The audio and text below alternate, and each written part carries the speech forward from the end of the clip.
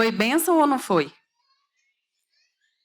É assim, quando o Josimar começou a falar para os dízimos e ofertas, eu falei assim, meu Deus, o que eu vou falar depois? Ele falou tudo que... Ele falou tudo que eu tenho aqui. Então, é o Senhor confirmando aquilo que a gente precisa para organizar a bagunça na nossa vida. A nossa série começou. Eu não sei se tem aí os slides todos. A primeira foi, né? O nome da série é Colocando a Minha Vida em Ordem. A primeira foi Vencendo a Ansiedade. Foi dada pelo pastor Wagner. A segunda aula foi Arrumando a Bagunça da Precipitação. Eu fiz essa aula. O Daniel, em seguida, veio Arrumando a Bagunça Gerada pelo Estresse. A Mariana, Arrumando a Bagunça Gerada pelo Sofrimento. O pastor Wagner, na semana passada, deu uma aula maravilhosa sobre como arrumar a bagunça gerada pela falta de limites. E hoje nós vamos pegar isso tudo e colocar em ordem. Amém? Então,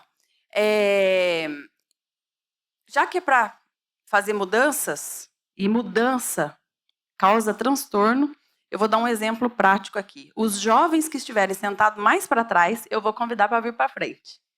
Os jovens. Isa, Larissa. O vizinho da Larissa. A Esther quer vir, Esther? Pode vir. Isso aqui é uma dinâmica rápida só para ver como que mudança causa transtorno. Faz umas carinhas. Eu. Tem mais jovem aí para trás. O Ângelo.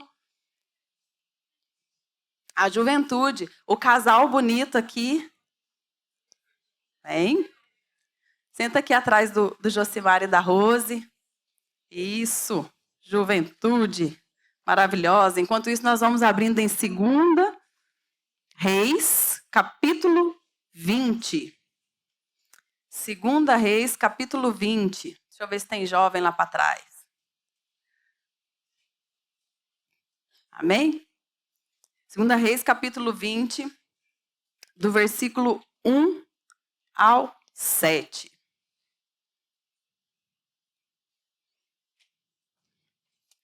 Reis 20, do 1 ao 7. O estudo de hoje, alguns temas eu baseei no livro, não sei se vocês conhecem esse livro do John Maxwell, que foi uma bênção na minha vida. Eu adquiri esse livro em dezembro de 2009 de uma forma sobrenatural. Quando o Josimar falava de sobrenatural, muitas vezes a gente pensa que o sobrenatural é algo assim, caiu do céu, ou sobrenatural está nas coisas do dia a dia, que você não está esperando que elas aconteçam. O que é um sobrenatural? Eu já vou dar um exemplo para vocês de um sobrenatural que aconteceu na minha vida e que foi bênção para mim. Então, esse livro, eu estava orando, falando, Senhor, eu preciso colocar tanta coisa em ordem na minha vida, eu preciso da tua ajuda, Senhor.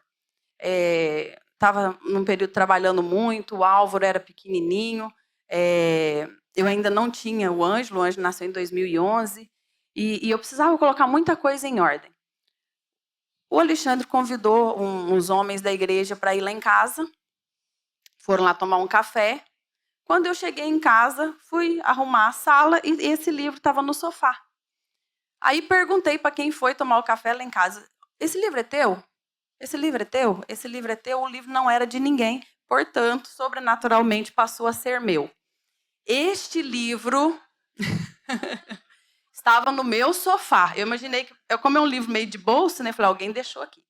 Irmãos, na altura eu li esse livro, eu já reli esse livro várias vezes, mas na altura eu li esse livro chorando, porque era tudo que eu precisava. São 12 lições de como colocar a vida em ordem. Faça-o hoje valer a pena. O segredo do seu sucesso é determinado por sua agenda diária.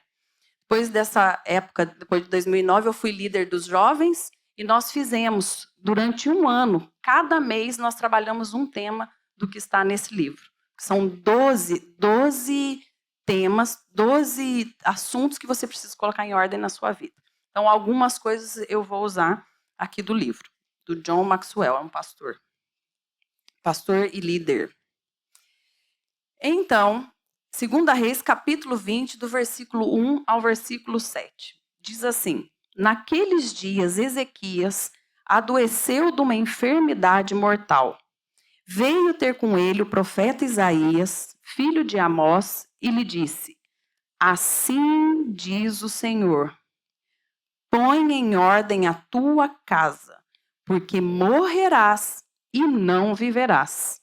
Então virou Ezequias o rosto para a parede e orou ao Senhor, dizendo: lembra-te, Senhor, peço-te, de que andei diante de ti com fidelidade, com inteireza de coração, e fiz o que era reto aos teus olhos. E a Bíblia diz que ele chorou muitíssimo. Antes que Isaías tivesse saído da parte central da cidade, veio a palavra do Senhor dizendo: Isaías, volta. E dize a Ezequias, príncipe do meu povo: assim diz o Senhor, o Deus de Davi, teu pai: ouvi a tua oração e vi as tuas lágrimas. Eis que eu te curarei, ao terceiro dia subirás à casa do Senhor. Acrescentarei aos teus dias 15 anos. E atenção. E das mãos do rei da Síria te livrarei. Uma promessa. A ti e a esta cidade, e defenderei esta cidade por amor de mim e por amor de Davi, meu servo. Disse mais Isaías: tomai uma pasta de figos. Tomaram-na e a puseram sobre a úlcera, e ele recuperou a sua saúde. Então, a doença dele aqui, a gente sabe que era uma úlcera, não sei em que parte do corpo. Então, vamos ler até aqui. O que é interessante, se os irmãos depois tiverem curiosidade, leiam o capítulo 18, o 19 e o 20. Assim, seguidão. Vocês vão ver que Ezequias foi um rei maravilhoso. Ele foi o melhor rei de Judá, né? Israel havia sido dividido, tinha o reino do norte e o reino do sul. A gente estudou isso quando foi fazer o discipulado para o batismo, né? Então é o reino do norte, o país dividido, o reino do norte, o reino do sul. No norte está Israel, no sul está Judá. Nessa mesma época, o rei Oséias era o rei no norte. Oséias, filho de Elá, era o rei de Israel no norte, e Ezequias era o rei no sul. Para vocês terem uma ideia, Ezequias, quando começou a reinar com 25 anos de idade, a primeira coisa que ele fez, vai acabar a idolatria. Tudo que tinha relacionado com idolatria em Israel, Ezequias mandou derrubar tudo. Mandou partir, mandou quebrar, mandou tirar. Nós aqui no sul, no Reino do Sul, reconheceremos que só o Senhor é Deus. Então, inclusive, não sei se vocês lembram lá em Êxodo, lá atrás, né, quando Moisés estava com o povo, Moisés fez uma serpente de bronze para que essa serpente fosse instrumento de cura. E o povo tinha essa serpente ainda. Inclusive, nessa altura, eles queimavam ainda incenso para a serpente. Até isso, Ezequias foi feito por Moisés. Até isso, por um propósito determinado para aquela altura, Moisés fez. Até isso, Ezequias mandou destruir. Ou seja, Ezequias arrumou a adoração em Judá. No capítulo 18, tem aqui uma coisa interessante. Se vocês quiserem fazer como eu faço, às vezes eu coloco o Cid Moreira para falar. Porque quando o Cid Moreira está falando, tem fundo musical e você entra na história, né? Então, coloquem lá, 18, 19 e 20 para vocês ouvirem seguida. Aí fala assim, Senhor... Né? Só no final falta falar, boa noite, como se fosse Jornal Nacional, né? Então... No capítulo 18, Ezequias tem um perrengue dos grandes com o rei da Síria. E o rei manda um bonito lá falar, é assim, o rei mandou falar que vai invadir Judá, vai acabar com isso tudo aqui, e o negócio vai ser tão feio aqui, que vocês vão ter que comer as próprias fezes e beber da própria urina. Tamanha vai ser a desgraça que vai ser aqui.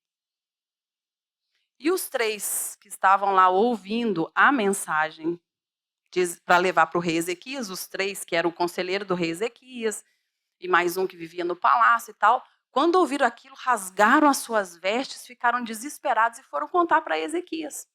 E Ezequias, quando ouviu aquilo, também rasgou as suas vestes e foi orar. Foi entregar para a pessoa certa o problema que ele tinha. Então o Senhor mandou o profeta falar. Pode ficar tranquilo. Não vai ser daí, não. Eu vou confundi-lo e quando ele estiver voltando para a casa dele, o rei da Síria, Deus falou assim, ó, eu vou fazer uma situação que ele vai ter que voltar para a casa dele e quando ele voltar para a casa dele, eu vou resolver o assunto. Porque aqui nós vemos no versículo 6 que Deus, quando acrescentou 15 anos a Ezequias, ele falou, acrescentarei aos teus dias 15 anos e das mãos do rei da Síria te livrarei. A ti e a essa cidade, defenderei essa cidade por amor de mim e por amor de Davi, meu servo. Esse é a introdução aqui do rei Ezequias. Depois vocês leiam lá ou escutem pelo Cid Moreira. O que acontece? Ele tinha organizado Judá. Ele construiu um açude. O homem era tão visionário que ele conseguiu colocar água dentro da cidade. Ele construiu um aqueduto. Ele foi fantástico.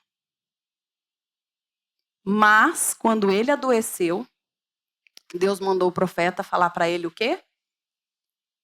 Põe em ordem a tua casa, porque morrerás e não viverás.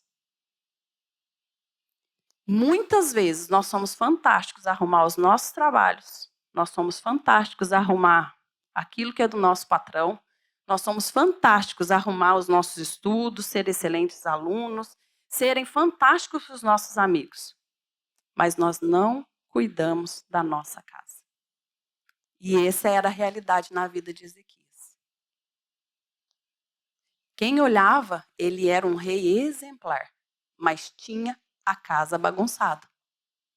Porque Deus falou para ele, olha, você vai morrer, então põe em ordem a tua casa. Como ele chorou muito, Deus falou, então volta lá e dá mais 15 anos para ele. E nós vamos agora entrar no nosso estudo e depois nós vamos ver se ele ouviu a ordem de Deus. Põe em ordem a tua casa. Amém? Vocês estão comigo? Vamos deixar Ezequias aqui num cantinho. E vamos abrir a nossa Bíblia em Hebreus, capítulo 11. Hebreus, capítulo 11.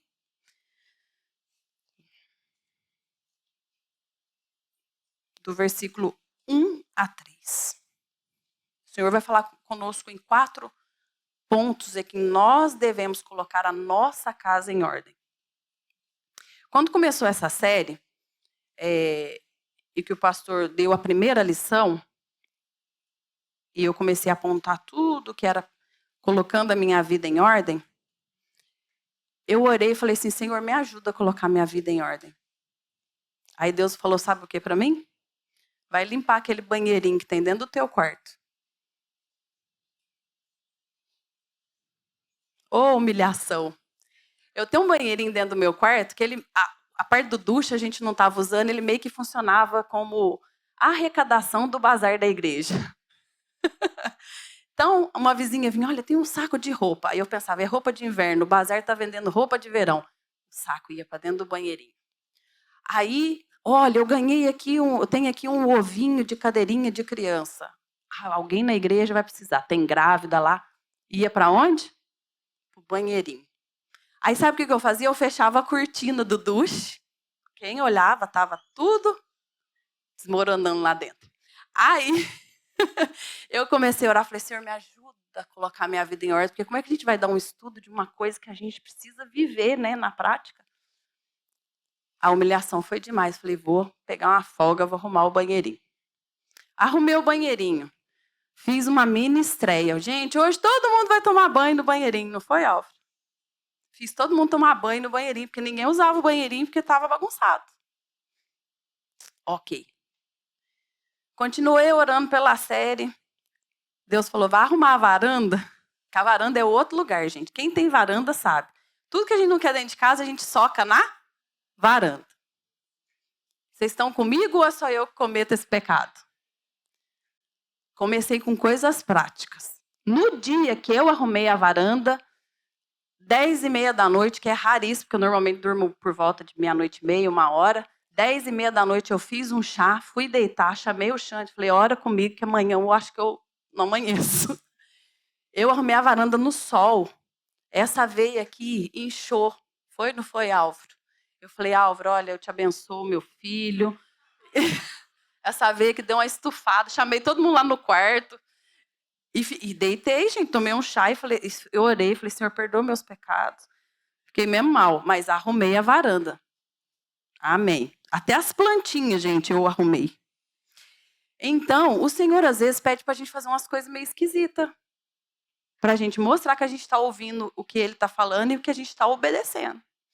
Então, em Hebreus, capítulo 11, do versículo 1 ao 3, diz assim, ora, a fé é a certeza de coisas que se esperam, a convicção de fatos que se não veem.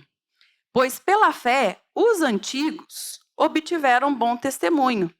Pela fé, entendemos que foi o universo formado pela palavra de Deus, de maneira que o visível veio a existir das coisas que não aparecem.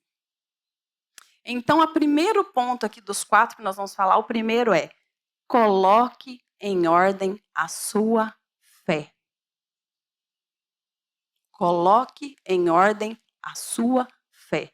A palavra nos diz que a fé vem pelo ouvir, e ouvir a palavra de Deus. Então, a fé está na essência da nossa vida. Ontem, a Mariana e eu estávamos falando sobre isso.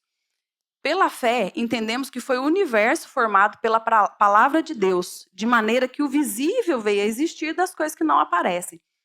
Nós temos fé que o universo foi criado por Deus através da sua palavra. E a comunicação é fantástica. Porque nós entendemos lá em Gênesis, capítulo 1, versículo 1, que diz assim, e Deus disse, haja luz. Foi comunicando que tudo foi criado. Por isso que muitas vezes o inimigo embaraça a nossa comunicação, porque a comunicação é poderosa. Não é? Então, ontem a Mariana e hoje a gente estava conversando sobre isso, que tem gente que não acredita que o universo foi criado por Deus. Não, acha. Um ser lá falou, haja luz e a luz se fez. Mas acredita, por exemplo, o que a gente estava falando? Dá um exemplo aí. Que extraterrestre vem lá não sei da onde e brilha não sei o que, não é? Acredita em umas coisas assim esquisitas. Então, a fé está na essência da nossa vida. Você deve ouvir mais da palavra de Deus. Você deve ler mais a palavra de Deus.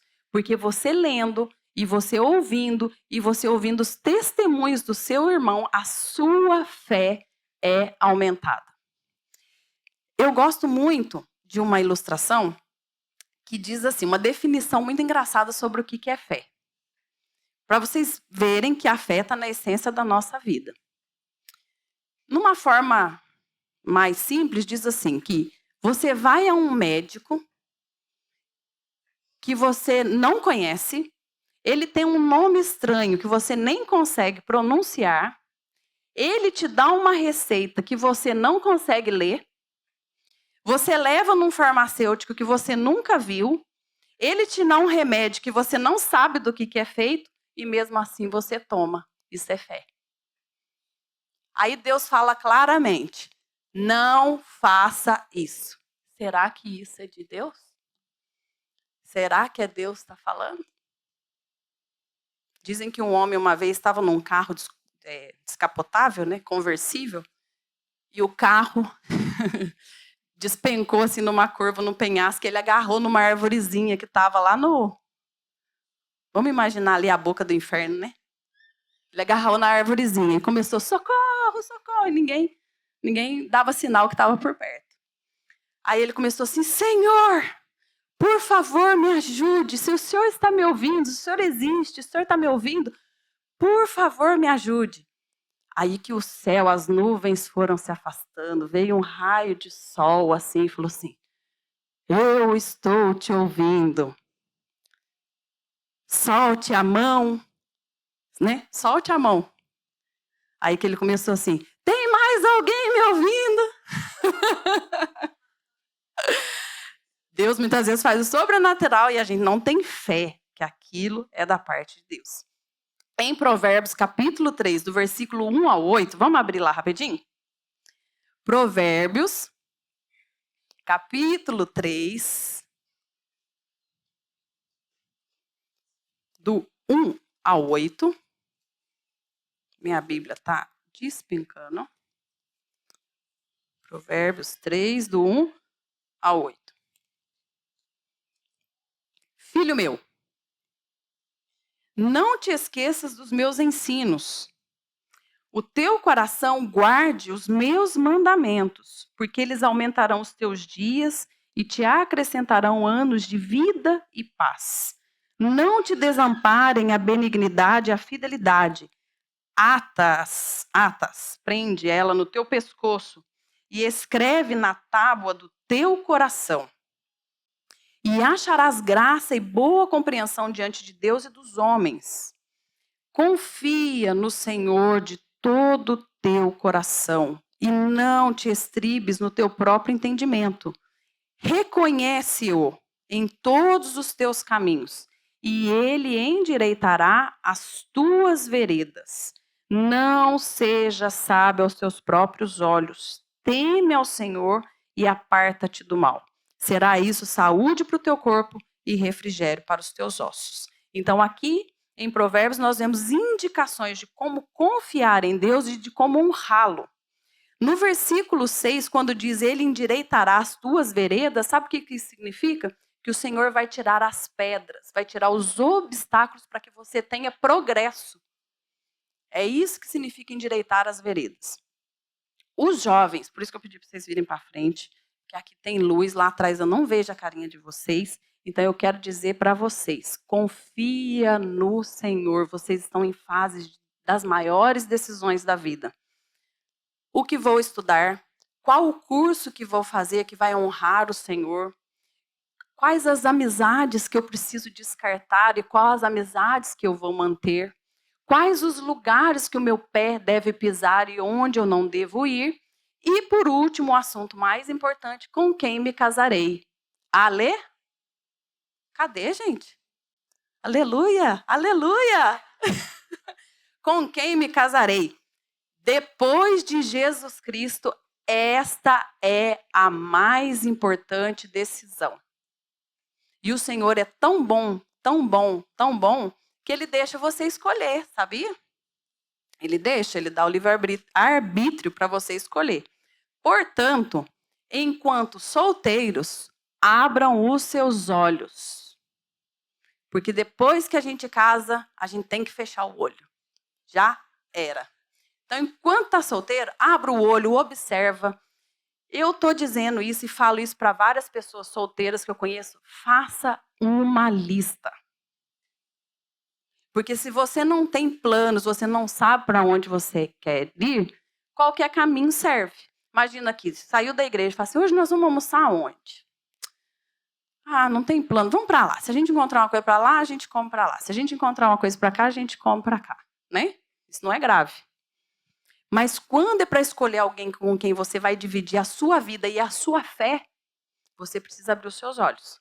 Tá bom? Faça uma lista. Eu tinha uma listinha.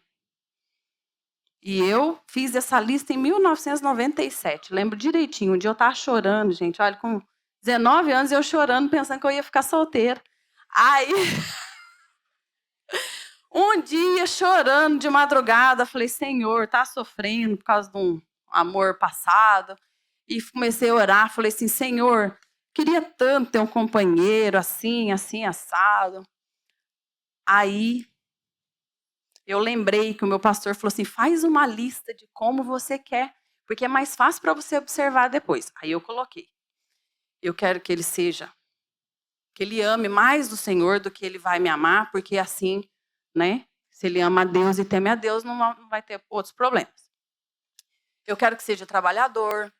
Eu quero que seja simpático e comunicativo, porque eu falo pouco, né? Então, se eu arrumo um que não gosta de falar, aí acaba o culto e fala, vambora, né? Então, eu queria um simpático que comunicasse, um bom que está rindo, não.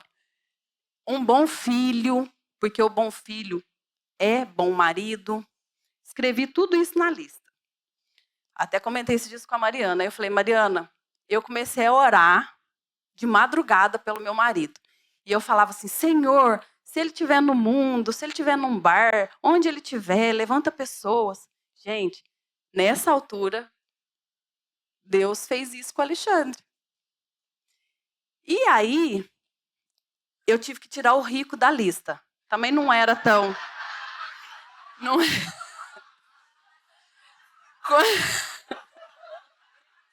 Falei, esse aqui não é tão grave, eu vou tirar da lista. Graças a Deus. Também, se não fosse assim, a gente não via o sobrenatural, né, Josué? Então, meus queridos, façam uma lista. Juju, faça uma lista. As meninas, os rapazes, façam uma lista, porque quando você vê alguém, você fala assim, eu vou observar isso aqui. Dá certo, funciona.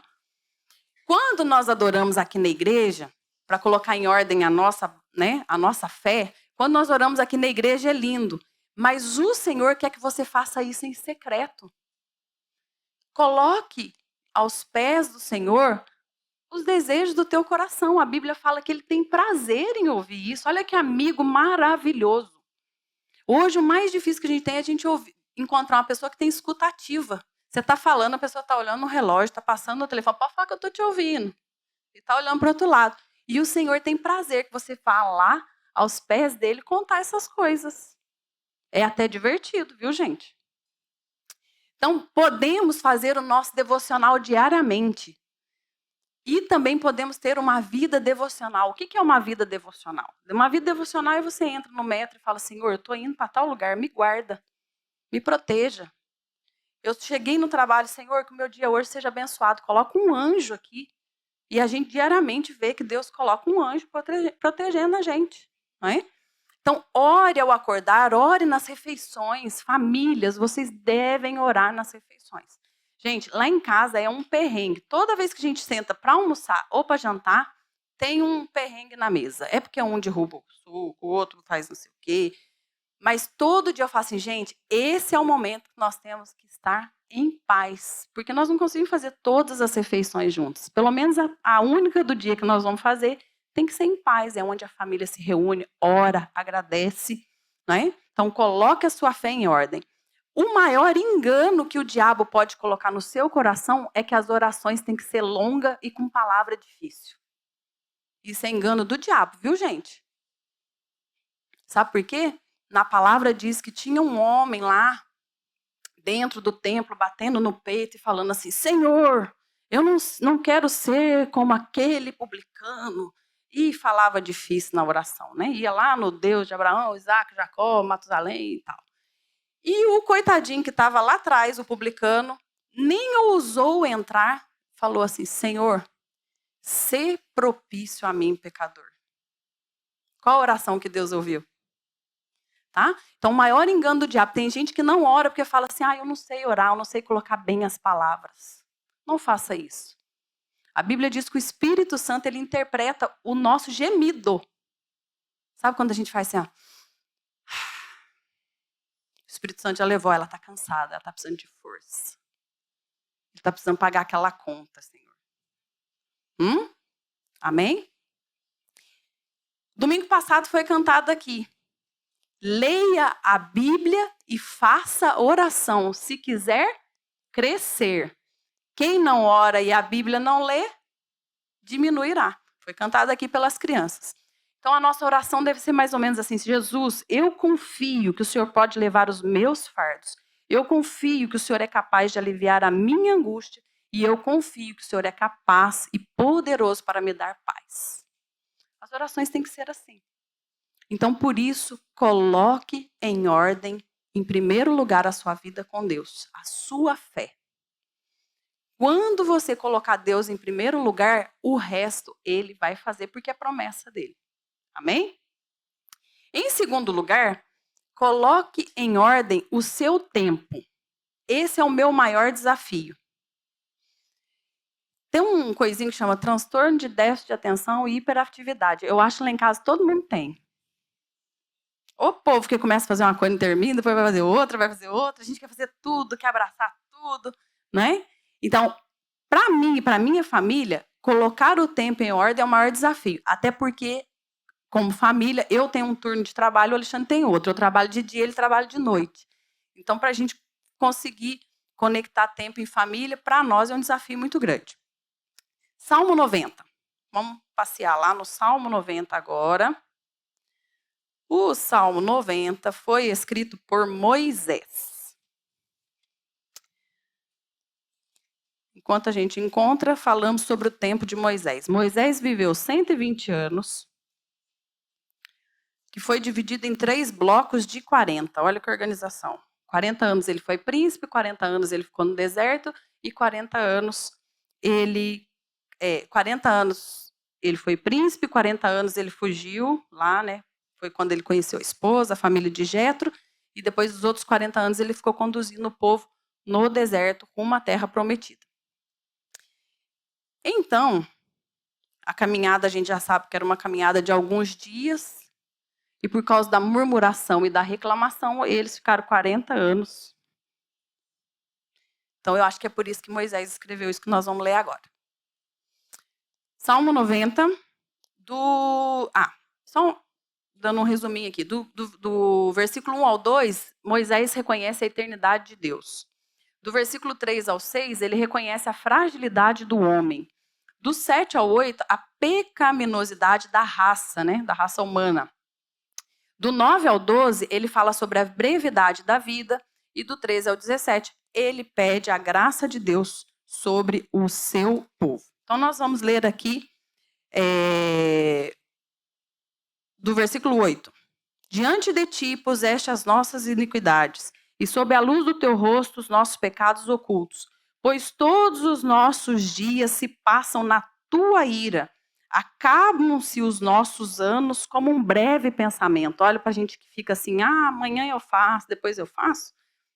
A nossa vida acaba como um breve pensamento.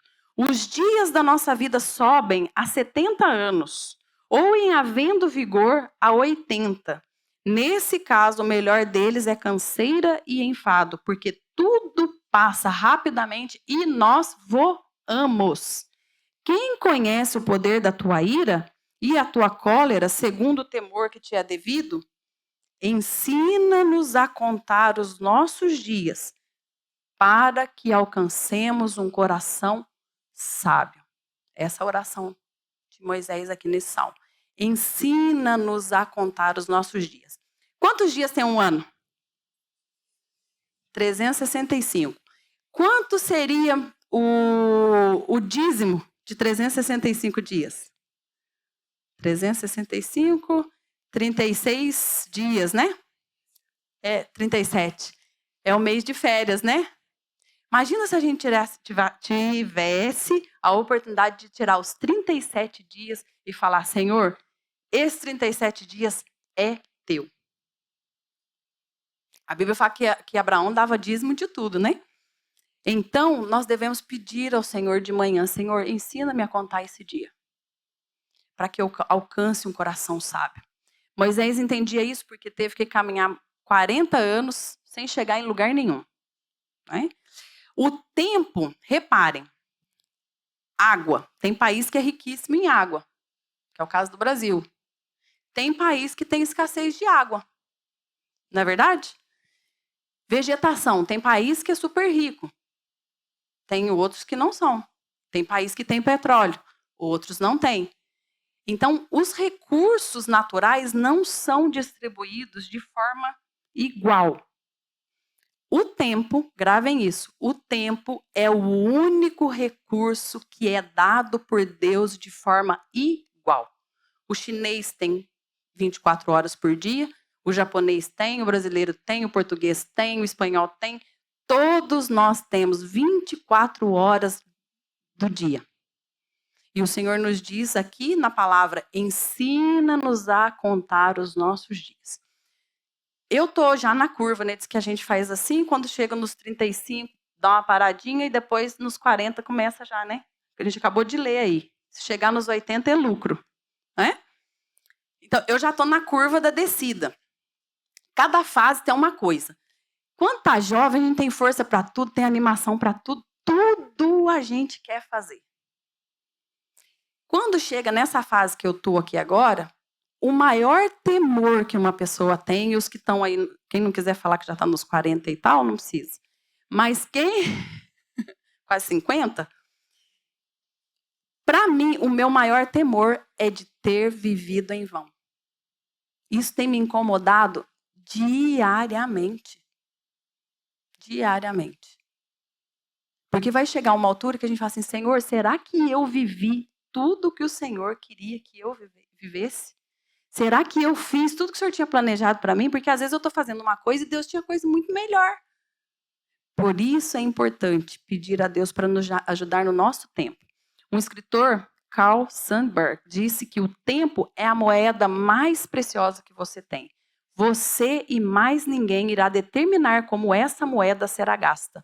Tome cuidado para não deixar que outras pessoas gastem o que é seu. E o John Maxwell, nesse livro, nos orienta como administrar nossas prioridades de forma disciplinada. Primeiro, avalie as suas prioridades diariamente, porque prioridade muda. Né? Prioridade muda. Por exemplo, posso dar um exemplo teu, Isa? Posso? A Isa tinha coisas combinadas para um culto esses dias aí atrás. Né? A Rose provavelmente tinha também outras prioridades. A Isa escorregou na escada. Aí a Rose foi para o hospital com a Isa. As prioridades delas mudaram. Uma foi socorrida e a outra foi. Uma foi socorrida e a outra foi socorrer. Então, olha para vocês verem que interessante isso. Deus uniu o dia das duas. Passaram o dia no São José. Então, a prioridade da Rose, que naquele dia tinha foco de estar com a sua família, rapidamente saiu da Marta, do Miguel e da Vitória e passou para a Isa. E a Isa, que tinha uma visitante aqui que vinha com ela, provavelmente ia almoçar juntas, a visitante terminou o culto e foi embora porque a Isa estava no hospital. Então, prioridade tem que ser avaliada diariamente, porque às vezes acontece uma emergência. Mas você tem que ter cuidado para você não se tornar um bombeiro, porque muitas vezes você está apagando fogo que não precisa ser apagado por você. Tá? Isso nós vimos na aula que nós fizemos sobre o Barnabé, vocês lembram? Levai as cargas, os fardos uns dos outros, mas cada um leva sua... Levai os fardos uns dos outros, mas cada um leva sua própria carga. Tá lá em Gálatas, vocês vêem se é o fardo ou se é o cargo. Que tem diferença, um é fardo ou ter cargo, porque um tem um peso que a pessoa é capaz de carregar sozinha. Se você carrega para ela, ela fica folgada, tá? Então tá lá em Gálatas, só que a Bíblia ensina é muito bom. Segundo, planeje cuidadosamente o seu tempo. Terceiro, siga os seus planos. O quarto, se for possível, delegue. E no quinto, invista nas pessoas certas diariamente. Invista nas pessoas certas diariamente, tá? Se o seu ouvido é capaz de ficar 1 hora, ou eu sei que é mais, no TikTok, vendo aqueles vídeos curtos de pessoa que você nem sabe que é, mas que está enriquecendo as suas custas, você é capaz de parar para ouvir o Cid Moreira. Ninguém gostou de... Tá? Então, invista nas pessoas certas. Cuidado com o que você anda assistindo e que você anda ouvindo. O terceiro ponto é: coloque em ordem as suas finanças. As suas finanças. Vocês sabiam que Jesus falou muito de dinheiro no Novo Testamento? Foi falado muitas vezes, é um tema muito importante. Por quê? Porque o dinheiro, se for mal administrado, pode causar divórcio, pode causar problemas na família, pode causar uma série de coisas. Em 1 Timóteo, primeira carta de Timóteo, pulando lá para frente, nós vamos ver o seguinte. 1 Timóteo 6, capítulo 6. Diz assim no versículo 6. 1 Timóteo 6, 6. De fato, grande fonte de lucro é a piedade com o contentamento, porque nada temos trazido para o mundo, nem coisa alguma podemos levar dele. Tendo sustento e com o que nos vestir, estejamos contentes. Ora, os que querem ficar ricos caem na tentação e cilada, e em muitas concupiscências insensatas e perniciosas, as quais afogam os homens na ruína e na perdição. Porque o amor do dinheiro é a raiz de todos os males. Olha, o amor ao dinheiro, porque o amor do dinheiro é a raiz de todos os males. E alguns nessa cobiça se desviaram da fé e assim mesmo se atormentaram com muitas dores. Para o cristão, o maior lucro, a que a Bíblia diz que é a piedade com o contentamento. A Bíblia fala lá em Provérbios que é melhor comer um prato de salada, a família estando em paz, do que um boi, um churrasco no meio de briga. Vocês concordam comigo? Não é? Então, para nós, o maior lucro nosso deve ser a piedade com o contentamento. Senhor, hoje é só essa salada que eu tenho. Obrigado. Eu me recordo que o Alexandre e eu, quando nós chegamos aqui em Portugal, a gente tinha tudo muito organizadinho, né? Eu não estava trabalhando ainda, então tirei o primeiro mês para colocar a vidinha de casada em ordem e tal, e tinha só o salário do Alexandre. E o Alexandre tinha tudo, como até hoje ele tem as coisas apontadas e vai fazendo por prioridade. Então a primeira coisa dele é sempre o dízimo, isso não tem negociação. Entrou o dinheiro na conta, ele já avisa, olha, entrou o dinheiro na conta, até que eu tire o dízimo, não gaste com nada. Isso é uma coisa que ele tem com ele. E tá, certinho o dinheiro. No segundo mês, certinho, aluguelzinho, tudo certinho, compra no supermercado. Naquela época, 80 euros a gente ia no supermercado, gente. Com 80, dava para o mês inteiro. Aí, há 22 anos atrás. Aí, tudo certinho lá, organizadinho. O Alexandre fez a conta. Sobrava 50 euros, eu acho. E falou, nossa, aconteceu um milagre aqui. Que eu já paguei a renda, a nossa renda era paga. A gente morava numa ruazinha que era um senhor que tinha várias casinhas, tipo um corticinho, né? Então a gente pagava numa lojinha na esquina, que era da tia do senhor, do senhorio. Então a gente pegava, ela tinha uma caixinha com vários envelopinhos, senhor Alexandre. Aí ele entregava o dinheiro, ela colocava. Então ela confiava tanto nele que ela nem contou, ela colocou o dinheiro da renda ali. E ele falou assim, sobra 50 euros, acho que era 50. E aconteceu um milagre aqui. Aí começou, mas eu já paguei a água, já paguei a luz, já paguei a renda, já paguei... Né? Vou te levar no zoológico. Ok, pegamos 50 euros. Fomos passear no zoológico. Passamos no zoológico o dia todo. Gente, que passeio lindo. Quando a gente estava voltando, mochilinha nas costas, lanchinha, aguinha, subimos a rua, saímos do comboio na Póvoa de Santeria, subimos a ruazinha, passamos em frente à lojinha, a tia Miquelina. Senhor Alexandre. Aí ele foi lá, oi, tia Miquelina. Olha, aquele dia eu não contei a renda, eu acho que veio faltando 50 euros. Tonhoi. Gente, meu mundo caiu. Então, a música no Brasil que fala assim, né? Meu mundo caiu. Ele falou assim, tia Miquelina, tô chegando no zoológico, deixei lá. Ela, não, meu filho, não, fica tranquila, eu coloco aqui, que era do sobrinho dela, e mês que vem você dá. Então, nesse dia, eu percebi o que é a dor de quem tem a vida financeira desorganizada.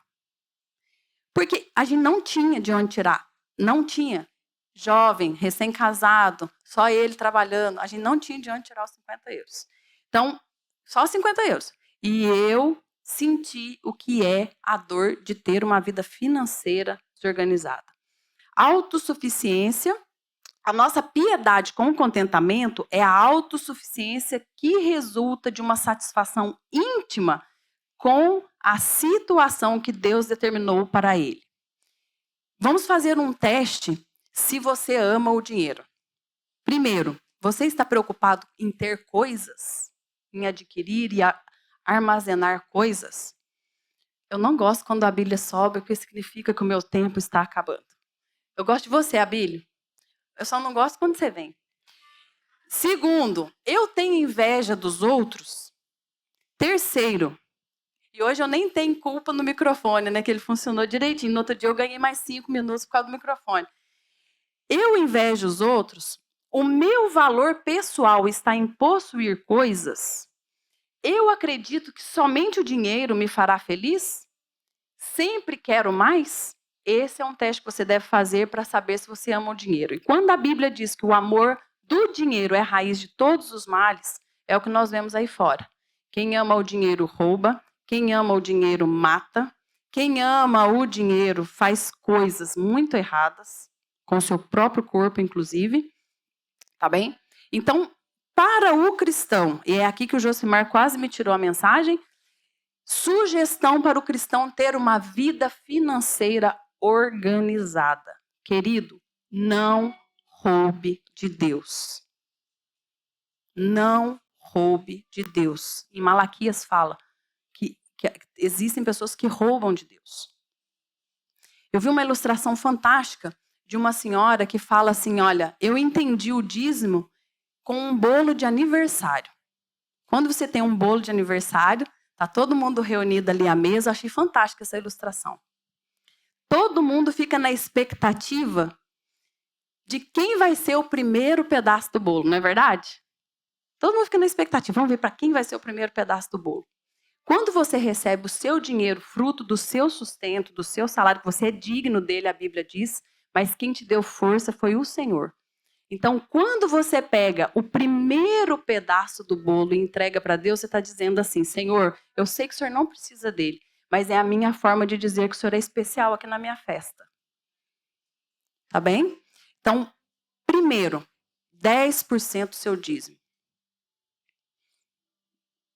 Segundo, 10% invista. Invista em algo. É um assunto que agora eu tenho tido bastante interesse.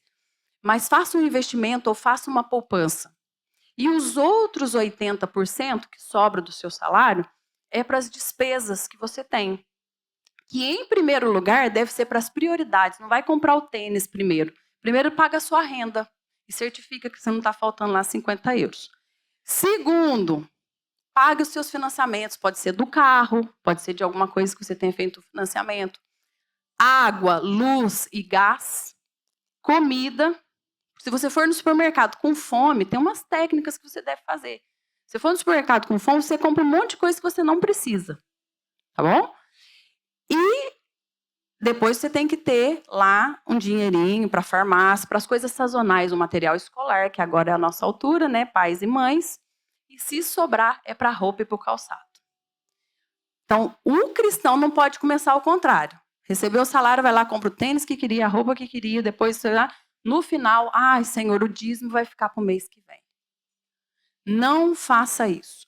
E agora eu quero contar o meu sobrenatural, que é, quando o Álvaro começou a andar, a gente tinha acabado de comprar um apartamento, então a nossa economia tinha ido ali na escritura, naquelas primeiras coisas, na entrada do apartamento, então estava tudo muito justinho. E ele, quando começou a andar, a médica viu, porque ele nasceu com quase 5 quilos, ela falou assim, ele vai ter que usar um sapatinho especial para não ficar com o pezinho chato. Então, ela sugeriu um Geox.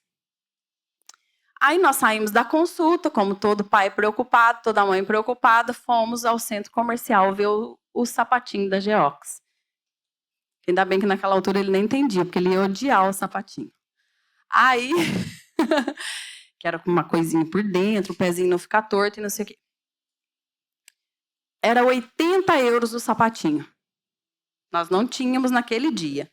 E o Alexandre falou assim, não, vamos deixar, vamos comprar porque é necessidade para ele, e depois a gente faz as compras e não sei o quê, vamos fazendo por semana até receber de novo. E eu achei que aquilo não era o mais correto. Então, falei com o Alexandre assim, Alexandre, o Senhor proverá. Mas eu falei, Senhor proverá, para o Alexandre parar de falar no meu ouvido. Porque o Alexandre, quando ele quer uma coisa, ele fica ali. E ele queria muito que o Álvaro já começasse a andar com o sapatinho para não ter problema no pé. Eu falei, Alexandre, o Senhor proverá. Isso foi numa segunda-feira. Esqueci. Aí um dia saí daqui do culto, cheguei em casa, encontrei a Denise. E a Denise falou assim, Cris, a Maria da Luz, irmã do Nivaldo, deixou um saco aqui para você. Eu não sei o que é. Eu falei, então já me entrega aí. Eu abri o saco, entrei no elevador, cheguei em casa chorando. E o Xande, o que foi? E o Álvaro pequenininho no meu colo. O que foi? O que foi? O que foi? Na mesma semana, o Senhor mandou 3 sapatinhos da Geox, do tamanho dele, um tinha etiqueta. Tá? Então, quando você é dizimista e a primeira parte vai para quem você deve honrar, ele não vai esquecer de você. Coisa boba, gente. Esses dias eu estava com uns banquinhos na cozinha, uns banquinhos perigosos. A gente sentava, ele começava a balançar e a gente ficava segurando na mesa. Eu falei, uma hora vai nós e a mesa. Rio porque tá de medo do banco. Falei, esses banquinhos já não vão ficar aqui em casa, mas alguém vai sofrer acidente. Nós vamos passar a comer na sala, dá mais trabalho, fazer o trajeto. Juntei os banquinhos, lixo. De manhã. De tarde, este senhor Nivaldo toca lá a campainha. Cris, tem umas coisas aqui no carro, queria que você visse se você quer. O que vocês acham que era? 6 banquinhos de madeira. Tá, gente? É bobeira para alguns? Para mim é sobrenatural. Tá? Preciso de 5 minutos. Pode continuar tocando. Aí, por último, e não que não seja importante. Primeiro a sua fé, suas finanças, o seu tempo. E por último, eu deixei esse tema porque normalmente a gente fica com as últimas coisas, tá bom? Coloque em ordem a sua família. Foi isso que Deus ordenou para Ezequias. Efésios capítulo 5, nós não vamos ler porque vocês já sabem, eu acho. Efésios capítulo 5, do 31 ao 33 e do 6, do 1 ao 4, vai falar dos deveres das mulheres, deveres dos maridos e os deveres dos filhos. Os deveres da família. Tá? Então nós vamos saber que o marido, ele tem que amar sua esposa como Cristo amou a igreja. O amor de Cristo pela igreja foi um amor sacrificial. Ele se deu. Foi o que a gente cantou aqui hoje nos louvores todos. Ele se entregou por nós. Então, essa deve ser a forma como o marido deve amar a sua esposa. A mulher deve se submeter ao seu marido. Que dificuldade que é essa palavra. O povo faz uma confusão com submissão. E as meninas aí, as feministas, têm um problema sério com isso. Eu não tenho. Porque submissão é quando você está debaixo da mesma missão. Não é? Quando você está debaixo da mesma missão. Então, como família, você tem uma missão. A minha missão e do Alexandre agora é colocar os nossos filhos no caminho do Senhor. Então, eu não vou bagunçar a vida do meu marido quando ele de noite chama os meninos para orar. Todo dia ele reúne o rebanho dele lá. Cansado. E fala, gente, vamos orar? Aí vem um, sai o outro, né, Álvaro? Quando um entra no quarto, o outro, eu quero fazer xixi. Aí sai. Aí é difícil reunir? Não desanime. Pode ser um momento complicado com quem tem muita criança. Mas não perca isso de vista. Essa é a nossa função. Essa é a nossa missão como pais, de levá-los ao Senhor. E os filhos, a Bíblia diz que é de honrar os seus pais, para que os seus dias se prolonguem sobre a terra. John Maxwell, nesse livro, diz que sucesso, a definição de sucesso é ter o máximo do amor e do respeito daqueles que estão perto de mim. A sua família te respeita e te ama? Os constantes ataques à família têm um propósito claro de destruir a sociedade, porque uma sociedade desestruturada fica fácil de ser manipulada. Então, a família é o projeto do Senhor na Terra. Ele começou com uma família. Então, solteiros, vou dar aqui alguns conselhos. Ponha em ordem a sua casa. Cuidado com a promiscuidade. Fuja das tentações. Cuidado com a pornografia. Eu estive pesquisando os efeitos da pornografia no cérebro. Diz que o prazer imediato libera dopamina, que é a substância lá do prazer imediato, e depois a pessoa fica viciada, é como cocaína, tá? Pornografia vicia como cocaína. Atrapalha na memória e na disciplina, afeta o sono e o esquecimento. A pessoa fica com problema de esquecimento. Traz impacto na vida sexual quando você for casado, trará. Traz transtornos psiquiátricos como ansiedade e depressão, que foi essa série que nós fizemos, e atrapalha suas relações sociais e laborais, porque tira o teu foco. Cuidado. Tem um ditado russo que diz assim: antes de ir para uma guerra, ore uma vez. Antes de ir para o mar, ore 2 vezes. E antes de se casar, ore 3 vezes. Tá bom? Escolha bem. Faça uma lista, como eu já disse para vocês.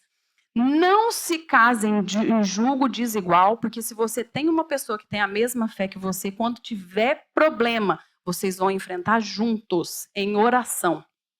Não barganhe o seu coração. E por último, vou falar para vocês o que o meu pastor falou para mim, que foi muito bom. Deus sabe o teu endereço. Tá? Você ora. A Bíblia fala que os bens, o dinheiro vem dos pais para os filhos, mas do Senhor vem a esposa. Bem? Então os rapazes devem orar por isso aí. Agora para os casados. Primeiro vou falar para as mulheres. Mulheres, cuidem da sua casa.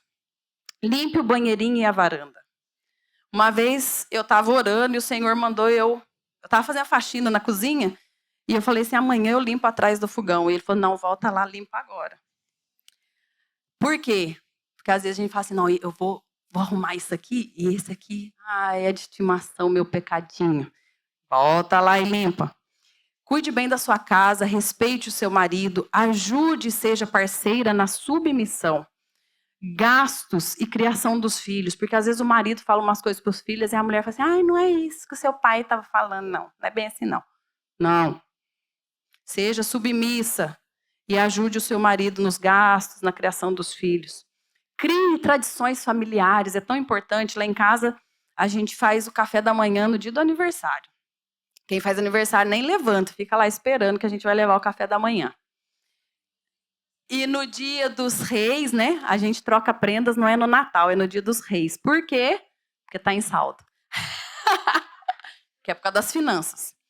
Os filhos, honrem os seus pais. Sejam pacientes na fase da aprendizagem, não pulem essa etapa.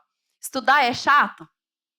Pode ser, mas não pule, porque se você for negligente nessa parte, você vai ter dificuldade no resto. Então, quanto mais você for diligente nessa fase, maior o seu potencial para maximizar as outras.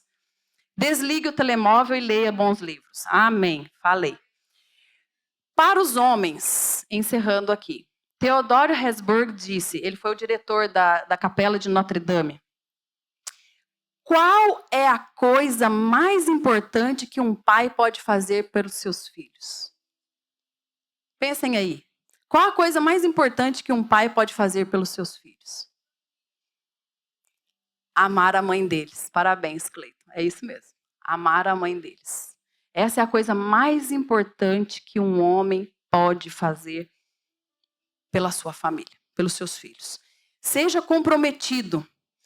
Compromisso é o que faz você seguir adiante. Às vezes no casamento dá uns desânimos, gente. Normal. Depende de muita coisa, de saúde, de muito trabalho. Mas o compromisso é o que faz você seguir em diante. Lide com os conflitos de forma rápida e eficiente. Você trará cura à sua família. Estou falando para os homens. Cuide da sua família. Seja o presente dos seus filhos sendo um pai presente. Seja o sacerdote, chame para orar, para ler a Bíblia. Construa memórias com a sua família. E lembre-se, a construção de uma família forte não acontece de forma automática, vai exigir muito esforço da sua parte. Nenhum sucesso na vida justifica um fracasso no lar. Paul Washer disse que o maior desafio da nossa atualidade é encontrar homens bíblicos, porque um homem bíblico salva a sua casa. Vocês já imaginaram quanta humilhação Noé passou construindo uma arca onde nem chovia? Foram anos de humilhação, mas por causa do seu ouvido atento à palavra do Senhor, era um homem bíblico, ele salvou a sua casa. Um homem bíblico ouve a voz de Deus através da palavra. Encerro aqui dizendo que Ezequias, Deus deu a ele 15 anos para que ele colocasse em ordem a sua casa. A Bíblia diz que ele andou em retidão, ele removeu os altos, ele quebrou as colunas, deitou abaixo os postes ídolos, a serpente de bronze, confiou no Senhor Deus de Israel, construiu o aqueduto, o açude, trouxe água para dentro da cidade, mas mesmo tendo 15 anos de oportunidade, ele não colocou em ordem a sua casa. E lá, em 2 Reis, capítulo 20,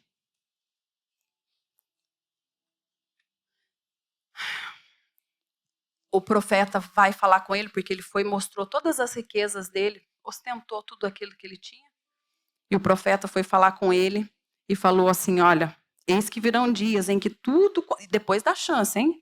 Eis que virão dias em que tudo quanto houver em tua casa, com que entesourou os teus pais até os dias de hoje, será levado para a Babilônia. Não ficará coisa alguma disso, Senhor. Dos teus próprios filhos que tu gerares, tomarão para que sejam eunucos no palácio do rei da Babilônia. Sabe o que Ezequias falou? O pastor ontem, no culto passado, mostrou para a gente, quando Davi pecou e foi confrontado, o que ele fez? Ele caiu e orou o Salmo 51. Senhor, eu pequei. Somente eu. Quando o profeta vai falar com Ezequias, sabe o que Ezequias disse? Versículo 19. Então disse Ezequias a Isaías, boa é a palavra do Senhor que disseste, pois eu pensava, haverá paz e segurança em meus dias. Lembra que Isaías falou para ele, prometeu que ele teria 15 anos e que Deus não ia entregar ele na mão do rei da Síria? Ele ficou com essa palavra. Então eu vou falar de novo esse texto, vocês prestem atenção no meu gesto. Então disse Ezequias, quando Isaías vem falar que vai acabar com tudo, que eles serão cativos, os filhos deles serão levados para a Babilônia, ele fala, então disse Ezequias a Isaías, boa é a palavra do Senhor que disseste, pois pensava, haverá segurança e paz em meus dias. Ele ficou 15 anos em paz, porque Deus prometeu que seria, mas o filho dele, que reinou depois dele, Manassés, foi o pior rei da história de Judá. Pior. Põe em ordem a tua casa. Essa é a palavra do Senhor para nós nessa manhã. Que o Senhor nos capacite, nos ajude, que nós possamos ser fiéis à sua palavra. Se a palavra diz que é para fazer, faça. Se diz que não é para fazer, a palavra não muda. Ele é o mesmo ontem, hoje, e ele será eternamente. Querido, nunca é tarde para recomeçar. Deus fez uma promessa para Abraão, na vida de Abraão, tudo foi depois do tempo. Deus falou, você vai ser pai de uma grande nação. Aconteceu depois dos 100 anos de idade. Para ser pai de uma grande nação, ele tinha que ter netos. Isaac ficou solteirão, gente. Ele só casou com 40. 40 naquela época era velho demais. Com 40 que Deus foi buscar a Rebequinha. Aí vem a Rebequinha, estéril. Vocês estão entendendo? Então, não deixe o inimigo dizer assim, eu precisava mudar tanta coisa, mas o meu tempo já passou. É hoje que o Senhor nos chama para um concerto. Amém? Pai, nesta manhã, Senhor, eu quero te agradecer por tudo que o Senhor tem nos dado, Senhor. Não deixe, Senhor, que a nossa corrida tenha sido em vão. Não deixe, Senhor, que os nossos pés tenham caminhado por lugares tortuosos. A palavra diz que se nós confiarmos no Senhor, o Senhor endireitará as nossas veredas, que o Senhor vai tirar os obstáculos para os nossos progressos. Pai, nessa manhã eu entrego as crianças, os jovens, os adolescentes, os solteiros, os casados, aqueles, Senhor, que tiveram relacionamentos que não deram certo, mas que querem consertar a sua vida diante do Senhor. Pai, nesta manhã eu clamo pelos meus irmãos, pela minha vida, que nós possamos ser firmes, corajosos, que no meio de um povo atribulado nós possamos fazer como Josué. Eu e a minha casa serviremos ao Senhor. Nesta manhã, abençoa a nossa vida, abençoa a nossa igreja, abençoa, Senhor, os nossos líderes, a vida do pastor Wagner, da sua família, do Josimar, da sua família, Senhor. Abençoa todos os que estão aqui, que o nosso dia seja abençoado na tua presença. Em nome de Jesus, amém. Vamos. Deus abençoe a vida de cada um de vocês. Acredito que, assim como Ezequias recebeu aquela palavra em que precisava colocar a sua casa em ordem, acredito que o Espírito Santo falou no seu coração e você vai, a partir de agora, colocar muita coisa em ordem. Você saia daqui com essa palavra. E uma última pergunta que eu quero fazer para você. Como é que está o seu relacionamento com Jesus? Está em ordem? Você já disse sim para Jesus? Talvez isso seja exatamente o que falta. Você que talvez ainda não disse sim para Jesus, eu quero te convidar. Agora, nesse momento, com coragem, com ousadia, a hora é agora. Não deixe para depois. Os dias passam no instante. Você que deseja dizer sim para Jesus, você que talvez está afastado, e que quer hoje dizer sim, eu quero colocar a minha vida espiritual, eu quero colocar o meu relacionamento contigo, Jesus, em ordem. A hora é agora. Vem aqui, eu quero orar por você, eu quero orar com você, nós vamos orar juntos. Todos já estão com essa causa em ordem? Que Deus abençoe cada um de vocês, amém? Nós vamos agora ouvir as nossas crianças que vão apresentar uma peça. Por favor, crianças. Tantas coisas que nós temos que colocar em ordem. Tantas situações. Quantas vezes, com tantas informações, nós vamos perdendo a clareza. E vamos acumulando situações e coisas na varanda e no banheiro e aqui dentro e aqui dentro. Mas hoje, o Espírito Santo falou com cada um de nós, amém? Nós vamos agora ouvir um pouco das nossas crianças para nós encerrarmos aquilo que elas aprenderam. Amém? Graça e paz, amados. Hoje, hoje no Eures, eles aprenderam sobre Otoniel e os Mesopotâmios, que nós estamos falando sobre os juízes. E as crianças hoje aprenderam que Israel, eles desobedeceram como sempre, né? Israel era igual a gente. E eles cometeram idolatrias. E o que acontece quando a gente comete um pecado muito grande?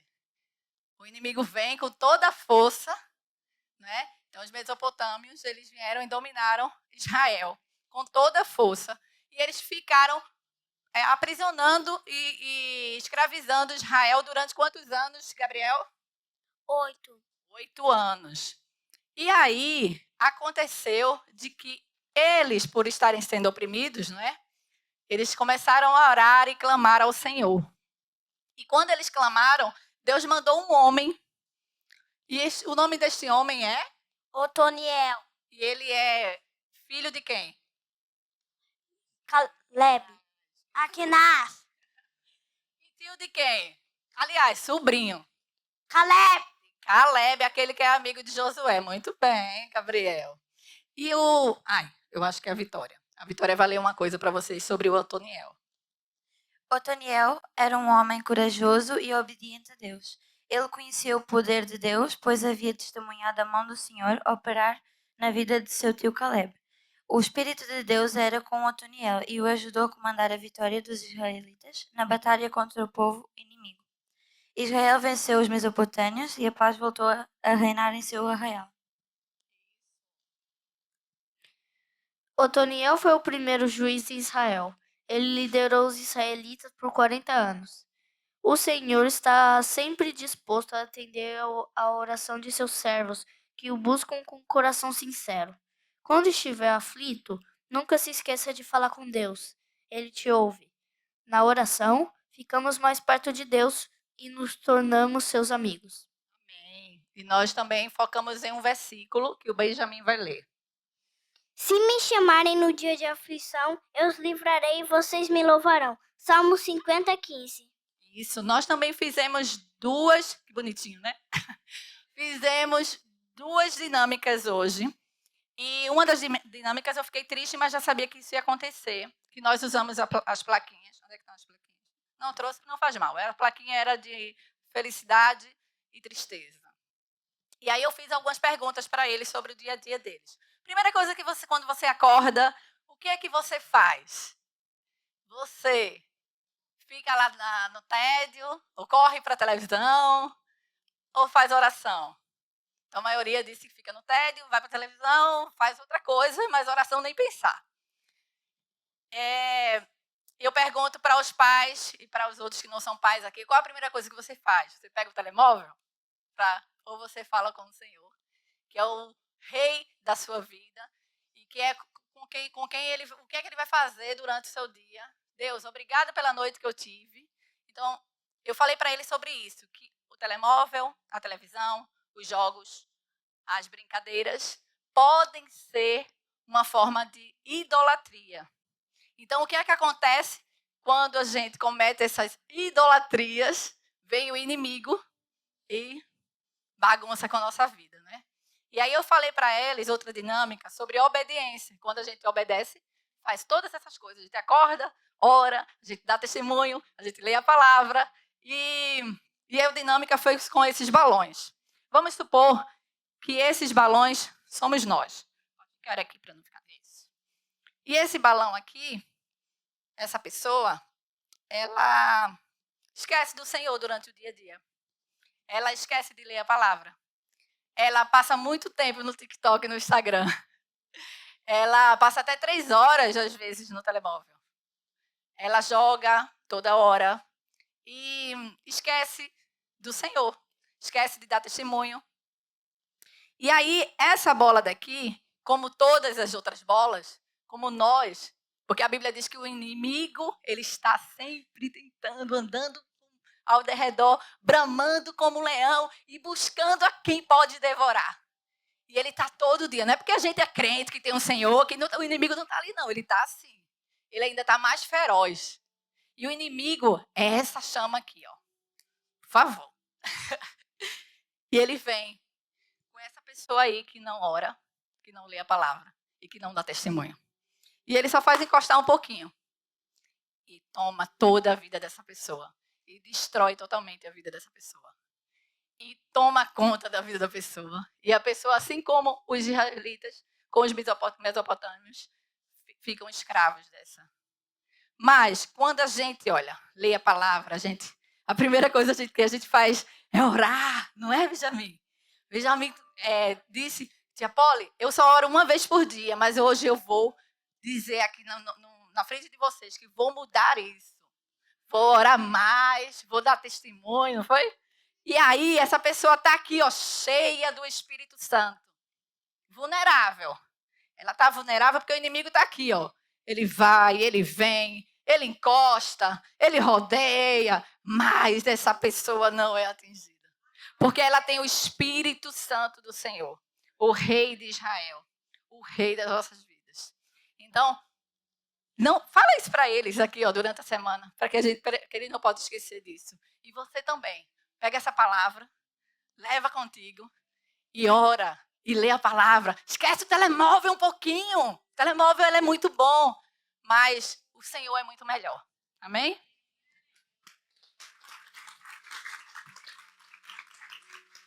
Glória a Deus. A paz do Senhor a todos. Amém? Hoje na salinha, nós estudamos sobre o nascimento de Moisés, né?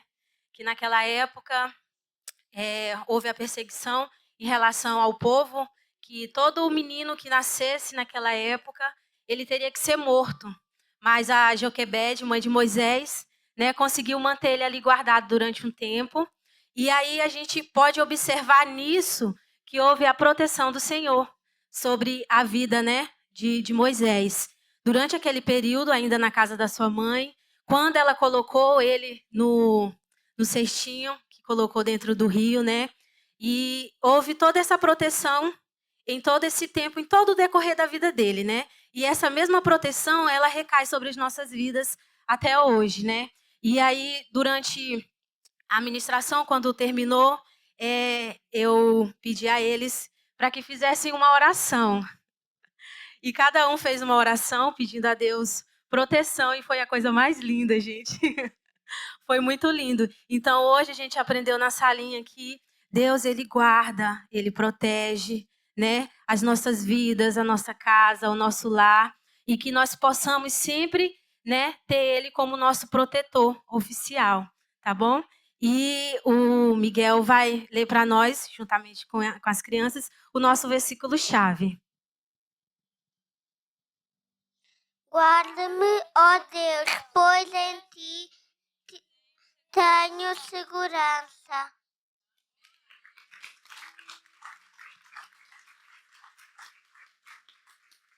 Amém, igreja?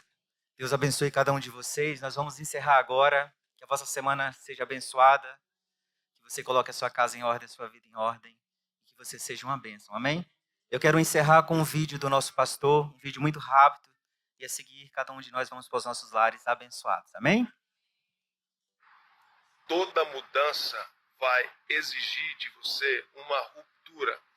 E toda ruptura vai exigir de você uma coragem.